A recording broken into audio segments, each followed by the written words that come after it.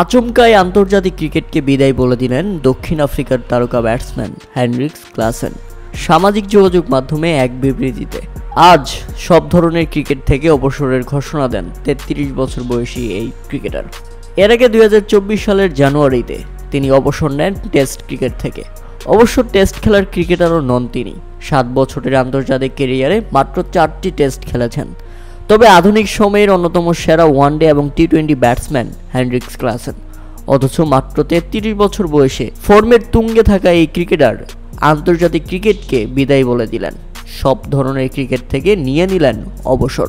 তবে ফ্র্যাঞ্চাইজি টুর্নামেন্টগুলো খেলবেন তিনি। হেনরিক্স ক্লাসেন মূলত পরিবারকে সময় দেওয়ার জন্যই ক্রিকেট থেকে অবসর নিয়েছেন। পেশাদার ক্রিকেটার হওয়াতে বছরে বড় একটা সময় পরিবার পরিজন ছেড়ে থাকতে হয় হেনরিক্স ক্লাসেনকে। জাতীয় দলের ব্যস্ততা তো আছেই, এর সঙ্গে যুক্ত হয়েছে বাড়ন্ত ফ্র্যাঞ্চাইজি লিগের চাহিদা। সেক্ষেত্রে পুরো বছরই ক্রিকেটারদের ব্যস্ত থাকতে হয় মাঠের ক্রিকেট কিংবা ফ্র্যাঞ্চাইজি ক্রিকেটে।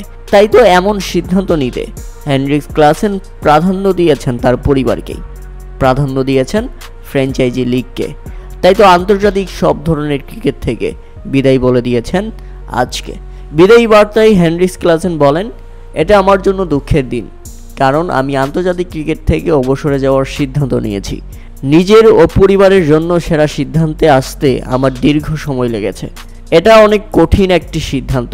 একই সঙ্গে এই সিদ্ধান্ত নিতে পেরে এখন আমার শান্তি লাগছে।